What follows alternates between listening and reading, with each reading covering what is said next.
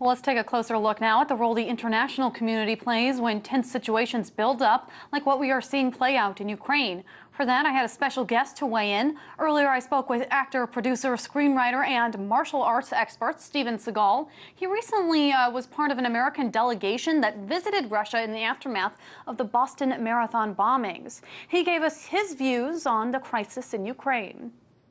Well, I mean, it's exactly the kind of thing that we, meaning myself and several members of Congress and millions of other people, have been trying to avoid. I hear a lot of political rhetoric. I hear a lot of political spinning. And I'm not in America hearing anything from the Russians at all.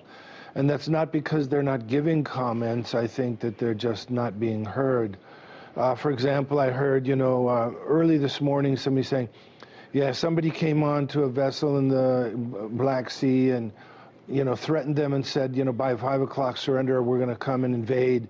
I knew right away that that never happened. And then sure enough, in the last hour, they're saying, oh, yeah, well, that may not have happened. And so all this kind of stuff is not constructive to real diplomatic relations. And that's what we need here. We need calm. We need people who can kind of try to look at the big picture and what's best for Ukraine, what's best for Russia, and not necessarily what's best for quote-unquote Europe. The thing that I think we have to really keep in mind here is that recently when Ukraine was sort of quote-unquote overthrown, you have to keep in mind it was a democratically voted on, put in. It was a government that was put in through normal diplomatic channels, through voting and so forth and so on. And then all of a sudden, it looks to me like sort of thugs with firebombs start firebombing the whole city, and who these people are and where they came from is really a questionable subject. And then all of a sudden, this government is toppled. I certainly think that, that there is the point of why couldn't they have, sort of used proper diplomatic means to change the government, which is what we always hope for. And, so I just think it's very, very interesting that there's all this kind of funny stuff happened right before the Olympics, So why do you think the U.S. is so interested in this part of the world, and what does it stand to gain from getting involved? I mean, in my opinion, this is it's European Union. It's pressure that certain entities are getting from the European Union or stuff like that.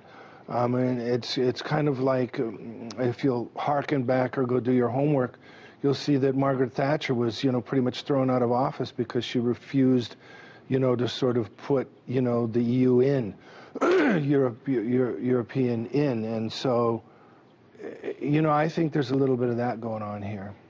Do you think the media is playing a role in ramping up tensions between countries?